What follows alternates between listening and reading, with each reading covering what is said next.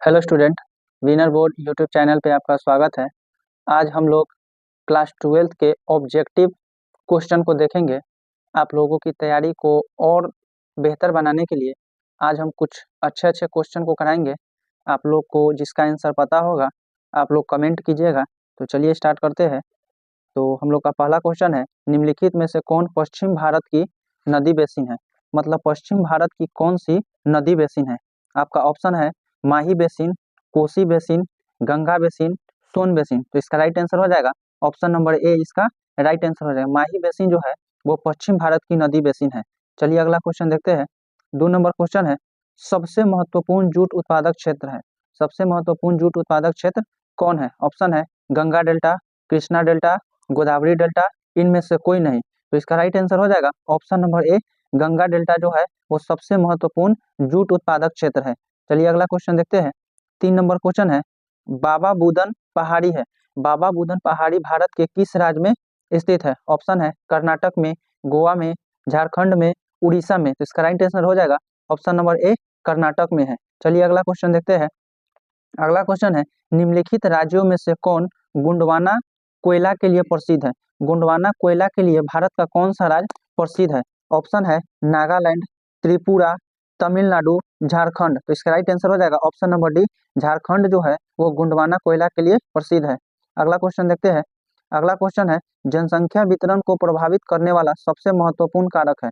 मतलब जनसंख्या वितरण जो होता है उसको प्रभावित करने वाला महत्वपूर्ण कारक कौन है। ऑप्शन है स्थलाकृति, मिट्टी, प्राकृतिक वनस्पति, जलवायु। तो इसका राइट आंसर हो जाएगा ऑप्शन नंबर ए, स्थलाकृति होगा। चलिए अगला क्वेश्चन देखते हैं। अगला क्वेश्चन कह रहा है, औद्योगिकरण से कौन सा प्रदूषण होता है।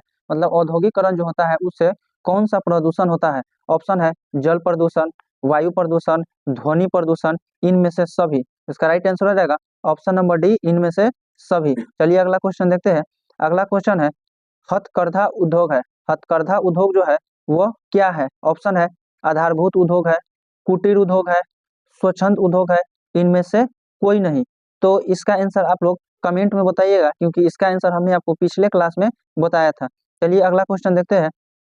अगला क्वेश्चन कह रहा है आपका, उच्च परिणाम और स्तर वाले अन्वेषण से संबंधित क्रियाकलापों को कहा जाता है। मतलब जो उच्च परिणाम और उच्च स्तर वाले अन्वेषण से संबंधित परिणामों को क्या कहा जाता है। ऑप्शन है द्वितीय क्रियाकलाप, पंचम क्रियाकलाप, चतुर्थ क्रियाकलाप, इनमें से कोई नहीं। तो इसका राइट आंसर हो जाएगा ऑप्शन नंबर बी होगा, ऑप्शन नंबर ए होगा, द्वितीय क्रियाकलाप इसका राइट आंसर हो जाएगा। चलिए अगला क्वेश्चन देखते हैं। अगला क्वेश्चन है कि उत्तर भारत में सिंचाई का मुख्य स्रोत कौन है। उत्तर भारत में जो सिंचाई होता है वो उसका जो मुख्य स्रोत है वो क्या है। ऑप्शन है नहर है, नलकूप है, तालाब है, इनमें से कोई नहीं है। इसका राइट आंसर हो जाएगा ऑप्शन नंबर ए, नहर है। चलिए अगला क्वेश्चन देखते हैं। अगला क्वेश्चन है, निम्नलिखित खनिजों में किसको भूरा हीरा कहा जाता है। भूरा हीरा के नाम से कौन खनिज को जाना जाता है। ऑप्शन है लौह अयस्क, अभ्रक, मैग्नीज, लिग्नाइट। तो इसका राइट आंसर हो जाएगा ऑप्शन नंबर डी, इसका राइट आंसर हो जाएगा। लिग्नाइट को भूरा हीरा के नाम से जाना जाता है। अगला क्वेश्चन देखते हैं। अगला क्वेश्चन है, निम्नलिखित राज्यों में से किस में कैगा नाभिकीय ऊर्जा केंद्र अवस्थित है। मतलब कैगा नाभिकीय ऊर्जा केंद्र भारत के किस राज्य में स्थित है। ऑप्शन है उत्तर प्रदेश, महाराष्ट्र, कर्नाटक, गुजरात। तो इसका राइट आंसर हो जाएगा ऑप्शन नंबर सी, इसका राइट आंसर हो जाएगा कर्नाटक। कैगा नाभिकीय ऊर्जा केंद्र जो है वो कर्नाटक में स्थित है। चलिए अगला क्वेश्चन देखते हैं। अगला क्वेश्चन कह रहा है, बैलाडीला लौह अयस्क, बैलाडीला लौह अयस्क किस राज्य में स्थित है। बैलाडीला लौह अयस्क के क्षेत्र जो है वो भारत के किस राज्य में स्थित है। ऑप्शन है महाराष्ट्र में, झारखंड में, मध्य प्रदेश में, छत्तीसगढ़ में। इसका राइट आंसर हो जाएगा ऑप्शन नंबर डी, छत्तीसगढ़ में है। चलिए अगला क्वेश्चन देखते हैं। अगला क्वेश्चन है कि केंदुझर केंदुझर मैग्नीज क्षेत्र स्थित है। केंदुझर मैग्नीज क्षेत्र जो है वो भारत के किस राज्य में स्थित है। ऑप्शन है मध्य प्रदेश, झारखंड, उड़ीसा, छत्तीसगढ़। तो इसका राइट आंसर हो जाएगा ऑप्शन नंबर सी, उड़ीसा में है। कहाँ पर है, उड़ीसा में है। चलिए अगला क्वेश्चन देखते हैं। अगला क्वेश्चन है कि निम्नलिखित में से कौन ऊर्जा के गैर परंपरागत स्रोत है। ऊर्जा के गैर परंपरागत स्रोत कौन है। ऑप्शन है कोयला, जल विद्युत, सौर ऊर्जा, खनिज तेल। तो ऊर्जा के जो गैर परंपरागत स्रोत है वो सौर ऊर्जा है। तो इसका राइट आंसर हो जाएगा ऑप्शन नंबर सी। चलिए अगला क्वेश्चन देखते हैं। अगला क्वेश्चन है कि 2011 की जनगणना के अनुसार बिहार का जनसंख्या घनत्व था। 2011 में जो जनगणना हुआ था उस जनगणना के अनुसार बिहार का जनसंख्या घनत्व कितना था? ऑप्शन है 1126 व्यक्ति प्रति वर्ग किलोमीटर, 1006 व्यक्ति वर्ग किलोमीटर, 906 व्यक्ति वर्ग किलोमीटर, 1106 व्यक्ति वर्ग किलोमीटर। तो इसका राइट आंसर हो जाएगा ऑप्शन नंबर डी, इसका राइट आंसर हो जाएगा। 2011 की जनगणना में जो बिहार का जनसंख्या घनत्व था वो प्रति वर्ग किलोमीटर 1106 व्यक्ति था। चलिए अगला क्वेश्चन देखते हैं। अगला क्वेश्चन है भारत में पूर्ण जनगणना पहली बार कब हुआ? भारत में जो पूर्ण जनगणना जो हुआ था वो पहली बार कब हुआ? ऑप्शन है 1881 में, 1901 में, 1978 में, इनमें से कोई नहीं। तो इसका राइट आंसर हो जाएगा ऑप्शन नंबर ए, 1881 ईस्वी में भारत में पूर्ण जनगणना पहली बार हुआ था। अगला क्वेश्चन देखते हैं। अगला क्वेश्चन है 2011 की जनगणना के अनुसार भारत में नगरीय आबादी है। 2011 में जो जनगणना हुआ था उसमें नगरीय आबादी कितना था? ऑप्शन है 31.16%, 35.16%, 36.16% या 37.16%। तो इसका राइट आंसर हो जाएगा ऑप्शन नंबर ए, 31.16%। अगला क्वेश्चन देखते हैं। अगला क्वेश्चन है निम्नलिखित में से कौन भारत में पुरुष प्रवास का मुख्य कारण है? पुरुष प्रवास का मुख्य कारण क्या है? ऑप्शन है विवाह, व्यवसाय, काम और रोजगार, शिक्षा। तो इसका राइट आंसर हो जाएगा ऑप्शन नंबर सी, काम और रोजगार। काम और रोजगार के कारण ही पुरुष अपने घर को छोड़कर दूसरे जगह चले जाते हैं। अगला क्वेश्चन देखते हैं। अगला क्वेश्चन है निम्नलिखित राज्यों में किसका 0 से 6 आयु वर्ग में लिंगानुपात कम है? मतलब 0 से 6 आयु वर्ग जो है उसमें भारत के कौन से राज्य का लिंगानुपात सबसे कम है? ऑप्शन है हरियाणा, गुजरात, पंजाब, हिमाचल प्रदेश। तो इसका राइट आंसर हो जाएगा option number A, Haryana. Haryana का जो लिंगानुपात है 0 से 6 वर्ष के बीच जो सबसे कम है। अगला क्वेश्चन देखते हैं। अगला क्वेश्चन है आपका 2011 की जनगणना के अनुसार निम्नलिखित राज्यों में से किस में नगरीय जनसंख्या का अनुपात सर्वाधिक है? 2011 में जो जनगणना हुआ था उस जनगणना के अनुसार नगरीय जनसंख्या में सबसे ज्यादा अनुपात किस राज्य का था? ऑप्शन है तमिलनाडु, महाराष्ट्र, गोवा, केरल। तो इसका राइट आंसर हो जाएगा ऑप्शन नंबर सी, इसका राइट आंसर हो जाएगा गोवा। गोवा का जो जनसंख्या अनुपात था वो सबसे ज्यादा था। अगला क्वेश्चन देखते हैं। अगला क्वेश्चन है सिंचित क्षेत्रों में मृदा निम्नीकरण का मुख्य कारण क्या है? सिंचित क्षेत्रों में मृदा निम्नीकरण का मुख्य कारण क्या है? ऑप्शन है अवनालिका अपर्दन, उसके बाद मृदा लवणता, वायु अपर्दन, सिल्ट का जमाव। तो इसका राइट आंसर हो जाएगा ऑप्शन नंबर बी, मृदा लवणता, इसका राइट आंसर हो जाएगा। अगला क्वेश्चन देखते हैं। अगला क्वेश्चन है 2011 की जनगणना के अनुसार किस राज्य की जनसंख्या का घनत्व सबसे कम था? 2011 में जो जनगणना हुआ था उस जनगणना के अनुसार सबसे कम जनसंख्या घनत्व किस राज्य का था? ऑप्शन है अरुणाचल प्रदेश, मेघालय, केरल, असम। तो इसका राइट आंसर हो जाएगा option number A, Arunachal Pradesh. अगला क्वेश्चन देखते हैं। अगला क्वेश्चन है 2011 की जनगणना के अनुसार बिहार की जनसंख्या थी। 2011 में जो जनगणना हुआ था उस जनगणना में बिहार की जनसंख्या कितनी थी? ऑप्शन है 10.41 करोड़, 11.41 करोड़, 9.61 करोड़, 8.51 करोड़। तो इसका राइट आंसर हो जाएगा ऑप्शन नंबर ए, इसका राइट आंसर हो जाएगा। 2011 की में जो जनगणना हुआ था उसमें बिहार की जो कुल जनसंख्या थी वो 10 करोड़ 41 लाख थी। चलिए अगला क्वेश्चन देखते हैं। अगला क्वेश्चन है निम्नलिखित राज्यों में से किसकी जनसंख्या सर्वाधिक है? ये जो चार जो ऑप्शन में राज्य दिया हुआ है इस राज्य में से सबसे ज्यादा जनसंख्या किसका है? ऑप्शन है उत्तर प्रदेश, बिहार, पश्चिम बंगाल, महाराष्ट्र। तो इसका राइट आंसर हो जाएगा ऑप्शन नंबर ए, महाराष्ट्र की उत्तर प्रदेश। उत्तर प्रदेश की जो जनसंख्या है वो सबसे ज्यादा है। तो इसका राइट आंसर हो जाएगा ऑप्शन नंबर ए, इसका राइट आंसर हो जाएगा। अगला क्वेश्चन देखते हैं। अगला क्वेश्चन है हॉर्टिकल्चर संबंधित है। हॉर्टिकल्चर जो है वो किससे संबंधित है? ऑप्शन है फूल से, अन्न से, दाल से, फल एवं सब्जी से। हॉर्टिकल्चर जो है वो फल एवं सब्जी से संबंधित है। इसका राइट आंसर हो जाएगा ऑप्शन नंबर डी, इसका राइट आंसर हो जाएगा। अगला क्वेश्चन देखते हैं। अगला क्वेश्चन है शुष्क क्षेत्रों में मृदा अपरदन का मुख्य कारण क्या है? जो शुष्क क्षेत्र है वो मृदा अपरदन का मुख्य कारण क्या है? ऑप्शन है अवनालिका अपरदन, सिल्ट का जमाव, वायु अपरदन, इनमें से कोई नहीं। इसका राइट आंसर हो जाएगा ऑप्शन नंबर सी, वायु अपरदन जो है मुख्य कारण है। चलिए अगला क्वेश्चन देखते हैं। अगला क्वेश्चन है कि दक्षिण भारत में सिंचाई का मुख्य स्रोत कौन है? दक्षिण भारत में सिंचाई का मुख्य स्रोत क्या है? ऑप्शन है नहर, नलकूप, तालाब, इनमें से कोई नहीं। तो इसका राइट आंसर हो जाएगा ऑप्शन नंबर सी, तालाब। अगला क्वेश्चन देखते हैं। अगला क्वेश्चन है तारापुर नाभिकीय ऊर्जा केंद्र अवस्थित है। तारापुर नाभिकीय ऊर्जा केंद्र जो है वो भारत के किस राज्य में अवस्थित है? ऑप्शन है उत्तर प्रदेश, महाराष्ट्र, कर्नाटक, गुजरात। तो इसका राइट आंसर हो जाएगा ऑप्शन नंबर बी इसका राइट आंसर हो जाएगा। तारापुर नाभिकीय ऊर्जा केंद्र जो है वह महाराष्ट्र में स्थित है। चलिए अगला क्वेश्चन देखते हैं। अगला क्वेश्चन है कि ओपेक ओपेक जिसको organisation of petroleum experiment countries countries इसका फुल फॉर्म नाम है, उसका जो मुख्यालय है वो कहाँ पर है? ऑप्शन है वियना में, जकार्ता में, हनोई में, जिनेवा में। तो इसका राइट आंसर हो जाएगा ऑप्शन नंबर ए। ओपेक का जो मुख्यालय है वो वियना में है। कहाँ पर है? वियना में है। ऑस्ट्रिया की राजधानी है वियना। अगला क्वेश्चन चलिए देखते हैं। अगला क्वेश्चन है झील के चारों ओर बसा गांव किस प्रतिरूप में आएगा? झील के जो चारों ओर जो बसा गांव होता है वो किस प्रतिरूप में आएगा? ऑप्शन है आयताकार, अग्रीय, वृत्ताकार और तारा। अब जैसे मान के चलिए कि यहाँ पर ये क्या है? ये झील है, ये झील है, ये क्या है? ये झील है और इसके चारों ओर जो गांव जो होगा, इसके चारों ओर क्या होगा? गांव जो बसा होगा तो वो किस प्रकार का शेप में लेगा? ये किस प्रकार का बन रहा है? तो वृत्ताकार बन रहा है। तो इसका राइट आंसर क्या हो जाएगा? ऑप्शन नंबर सी वृत्ताकार इसका राइट आंसर हो जाएगा। चलिए अगला क्वेश्चन देखते हैं। अगला क्वेश्चन है निम्नलिखित में से कौन व्यावसायिक नगर है?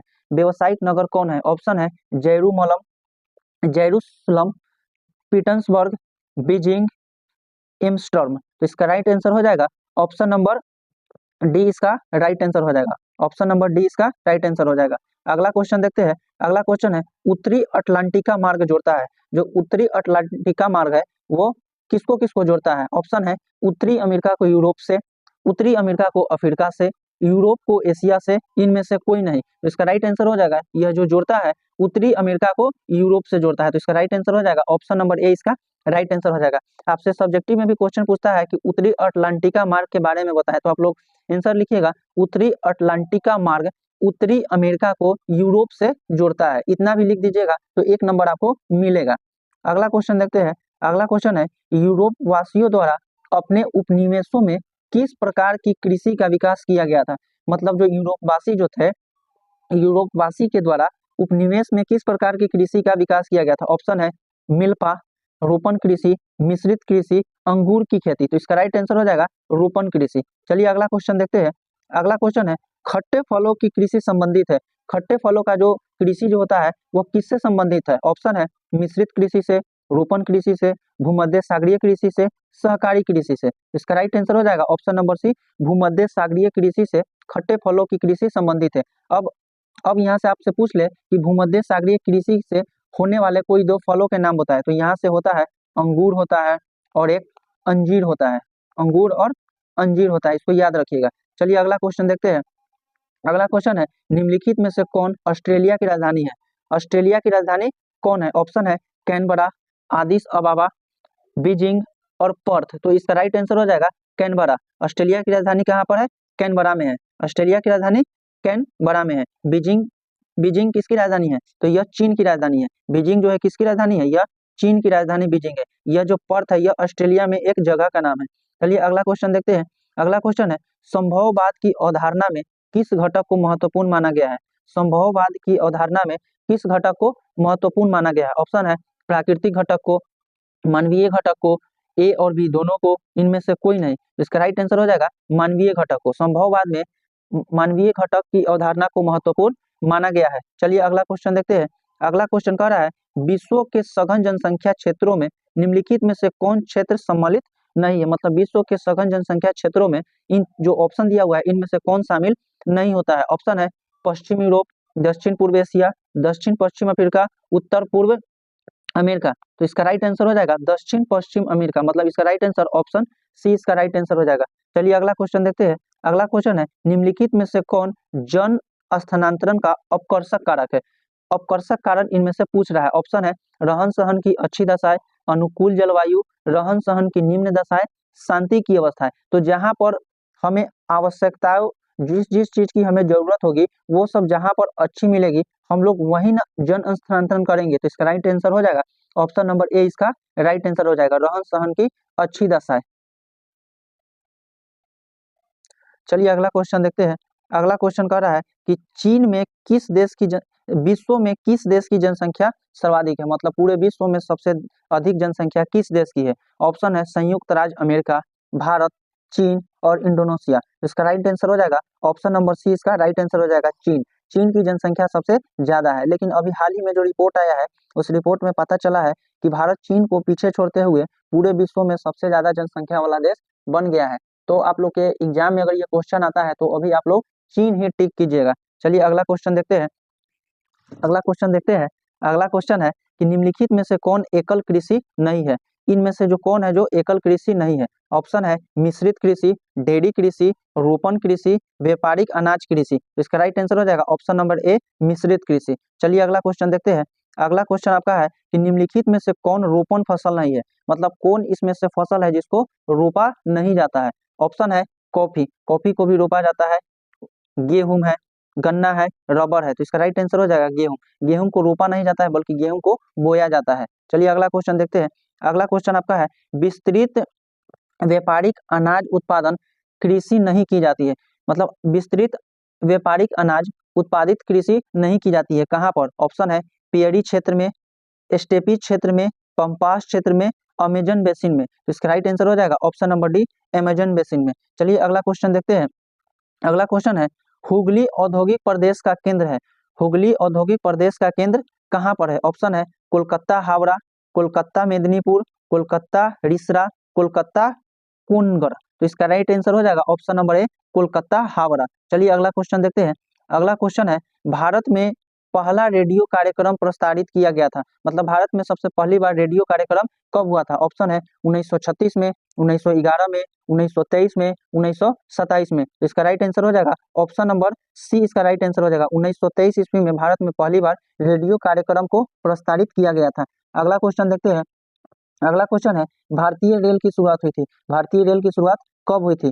ऑप्शन है 1853 ईस्वी में, 1753 ईस्वी में, 1863 ईस्वी में, 1760 ईस्वी में। तो इसका राइट आंसर हो जाएगा ऑप्शन नंबर ए 1853 ईस्वी में भारतीय रेल की शुरुआत की गई थी। अगला क्वेश्चन देखते हैं। अगला क्वेश्चन आपका है कोच्चि पत्तन अवस्थित है। कोच्चि पत्तन भारत के किस राज्य में स्थित है। ऑप्शन है कर्नाटका में, उड़ीसा में, केरल में, तमिलनाडु में। तो इसका राइट आंसर हो जाएगा ऑप्शन नंबर सी केरल में। कोच्चि पत्तन कहाँ पर है, केरल में है। चलिए अगला क्वेश्चन देखते हैं। अगला क्वेश्चन है जल जन्य रोग है। जल जन्य रोग कौन है। ऑप्शन है श्वसन संक्रमण, नेत्र लेशन शोध, अतिसार, श्वास नली शोध। तो इसका राइट आंसर हो जाएगा ऑप्शन नंबर सी अतिसार जो है वो जल जन्य रोग है। चलिए अगला क्वेश्चन देखते हैं। अगला क्वेश्चन है सर्वाधिक जनसंख्या वाला मेगालोपोलिस है। सर्वाधिक जनसंख्या वाला मेगापोलिस कौन है। ऑप्शन है मुंबई है, दिल्ली है, कोलकाता है, चेन्नई है। इसका राइट आंसर हो जाएगा ऑप्शन नंबर ए मुंबई है। चलिए अगला क्वेश्चन देखते हैं। अगला क्वेश्चन है धारावी मलिन बस्ती स्थित है। धारावी मलिन बस्ती जो है वो कहाँ पर स्थित है। ऑप्शन है कोलकाता में, मुंबई में, दिल्ली में, इनमें से कोई नहीं। इसका राइट आंसर हो जाएगा ऑप्शन नंबर बी मुंबई में स्थित है। चलिए अगला क्वेश्चन देखते हैं। अगला क्वेश्चन है निम्नलिखित में से कौन मानव और पर्यावरण के बीच अन्योन्य क्रिया का सर्वाधिक महत्वपूर्ण कारक है। ऑप्शन है मानव बुद्धिमत्ता, प्रौद्योगिकी, लोगों के अनुभव, मानवीय भाईचारा। तो इसका राइट आंसर हो जाएगा ऑप्शन नंबर बी प्रौद्योगिकी। चलिए अगला क्वेश्चन देखते हैं। अगला क्वेश्चन है नियति संकल्प, नियति संकल्पना संकल्पना के किस घटक को महत्वपूर्ण माना गया है। ऑप्शन है प्राकृतिक घटक को, मानवीय घटक को, ए और बी दोनों को, इनमें से कोई नहीं। तो इसका राइट आंसर हो जाएगा प्राकृतिक घटक को। किसको माना गया है, प्राकृतिक घटक को माना गया है। चलिए अगला क्वेश्चन देखते हैं। अगला क्वेश्चन है आपका कि निम्नलिखित में से कौन रोपण फसल नहीं है। निम्नलिखित इसमें से कौन रोपण फसल नहीं है। इसका आंसर अभी हम पीछे बताया है, तो इसका आंसर आप लोग कमेंट में बताइएगा। क्या चीज कीजिएगा, इसका आंसर आप लोग कमेंट में बताइएगा। चलिए अगला क्वेश्चन, अगला क्वेश्चन देखते हैं। अगला क्वेश्चन है निम्नलिखित में से कौन प्राथमिक क्रियाकलाप है। कौन प्राथमिक क्रियाकलाप है। ऑप्शन है खेती, व्यापार, बुनाई, जूट उद्योग। तो इसका राइट आंसर हो जाएगा खेती। खेती किस चीज में आता है, प्राथमिक क्रिया में आता है। अगला क्वेश्चन देखते हैं। अगला क्वेश्चन है, और यह जो क्वेश्चन है बहुत ही वीवीआई है, यह क्वेश्चन बहुत वीवीआई है। चलिए क्वेश्चन देखते हैं। क्वेश्चन है सुएज नहर जोड़ती है। सुएज नहर जो है किसको किससे जोड़ती है। ऑप्शन है हिंद महासागर को प्रशांत महासागर से, प्रशांत महासागर को अटलांटिक महासागर से, अटलांटिक महासागर को आर्टिक महासागर से, और ऑप्शन डी है लाल सागर को भूमध्य सागर से। तो इसका राइट आंसर हो जाएगा ऑप्शन नंबर डी लाल सागर को भूमध्य सागर से। आप लोग याद रखिएगा सुएज नहर जो है वो लाल सागर को भूमध्य सागर से जोड़ती है। अगला क्वेश्चन देखते हैं। अगला क्वेश्चन है कि नेताजी सुभाष चंद्र बोस अंतर्राष्ट्रीय हवाई अड्डा है।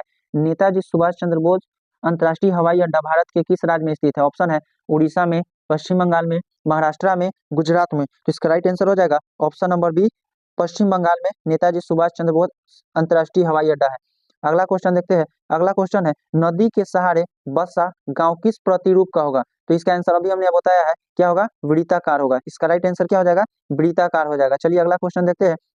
अगला क्वेश्चन है निम्नलिखित में से कौन दूसरे उद्योगों के लिए कच्चा माल तैयार करता है? मतलब कौन जो है वो दूसरे उद्योग के लिए कच्चा माल तैयार करता है? ऑप्शन है आधारभूत उद्योग, ऑप्शन बी कुटीर उद्योग, स्वच्छंद उद्योग, छोटे पैमाने का उद्योग। तो इसका राइट आंसर हो जाएगा आधारभूत उद्योग जो है वो दूसरे उद्योग के लिए कच्चा माल तैयार करता है। चलिए अगला क्वेश्चन देखते हैं। अगला क्वेश्चन है निम्नलिखित में से कौन तृतीय क्रियाकलाप है? कौन जो है वो तृतीय क्रियाकलाप में है? आपका ऑप्शन है खेती। खेती किस चीज में आता है? खेती आता है प्रथम, जिसको हम लोग बोलते हैं प्राथमिक। व्यापार जो है, व्यापार आता है आपके क्या चीज में? तृतीयक में आता है। व्यापार आता है तृतीयक में आता है। तो इसका राइट आंसर क्या हो जाएगा? ऑप्शन नंबर बी इसका राइट आंसर हो जाएगा। चलिए अगला क्वेश्चन देखते हैं। अगला क्वेश्चन आपका है निम्नलिखित में से कौन द्वितीय क्रियाकलाप नहीं है? मतलब कौन है जो द्वितीय क्रियाकलाप नहीं है? ऑप्शन है मछली पकड़ना, लौह प्रगलन, वस्त्र निर्माण, टोकरी बनाना। तो इसमें से ये तीनों जो है ये तीनों आपका आता है द्वितीयक में। क्या चीज में आता है? द्वितीयक में आता है। और ये जो मछली पकड़ना है यह आता है किस चीज में?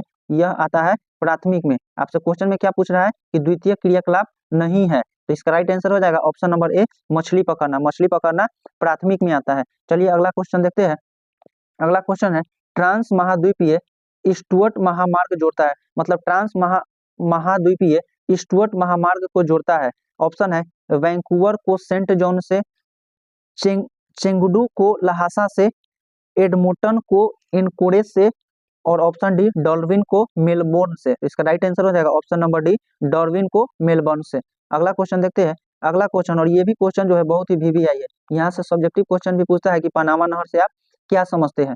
क्वेश्चन है पनामा नहर जोड़ती है, पनामा नहर किसको किससे जोड़ती है? आपका ऑप्शन है प्रशांत महासागर को हिंद महासागर से, कैरिबियन सागर को मैक्सिको की खाड़ी से, प्रशांत महासागर को अटलांटिक महासागर से, अटलांटिक महासागर को हिंद महासागर से। तो इसका राइट आंसर हो जाएगा प्रशांत महासागर को अटलांटिक महासागर से जोड़ती है कौन? इसका राइट आंसर हो जाएगा आपका ऑप्शन नंबर सी इसका राइट आंसर हो जाएगा। पनामा नहर जो है वो प्रशांत महासागर को अटलांटिक महासागर से जोड़ने का काम करती है। अगला क्वेश्चन देखते हैं। अगला क्वेश्चन आपका है कि विश्व के प्रमुख समुद्री पतन है। विश्व के प्रमुख समुद्री पतन कौन है? ऑप्शन है नौसेना, तेल पतन, विस्तृत पतन, औद्योगिक पतन। तो इसका राइट आंसर हो जाएगा औद्योगिक पतन। क्या हो जाएगा इसका राइट आंसर? सॉरी, इसका right answer option number C विस्तृत पतन होगा। विश्व के प्रमुख समुद्री पतन कौन है? विस्तृत पतन है। चलिए अगला क्वेश्चन देखते हैं। अगला क्वेश्चन आपका है निम्नलिखित महाद्वीपों में किससे विश्व व्यापार का सर्वाधिक प्रवाह होता है? मतलब किससे महाद्वीपों का सबसे ज्यादा व्यापार होता है? ऑप्शन है एशिया से, उत्तरी अमेरिका से, यूरोप से, अफ्रीका से। तो इसका राइट आंसर हो जाएगा यूरोप से। ऑप्शन सी इसका राइट आंसर हो जाएगा। ऑप्शन सी इसका राइट आंसर हो जाएगा। अगला क्वेश्चन देखते हैं। अगला क्वेश्चन आपका है कि नुआ मुंडी लौह अयस्क क्षेत्र स्थित है। नुआ मुंडी लौह अयस्क भारत के किस राज्य में है? ऑप्शन है महाराष्ट्र में, झारखंड में, मध्य प्रदेश में, छत्तीसगढ़ में। तो इसका राइट आंसर हो जाएगा ऑप्शन नंबर सी छत्तीसगढ़ में। चलिए अगला क्वेश्चन देखते हैं। अगला क्वेश्चन आपका है कि भारत में हरित क्रांति शुरू हुई। भारत में हरित क्रांति कब शुरू हुआ था? ऑप्शन है 1950 के दशक में, 1960 के दशक में, 1970 के दशक में, 1980 के दशक में। तो इसका राइट आंसर हो जाएगा 1960 के दशक में हरित क्रांति की शुरुआत हुआ था।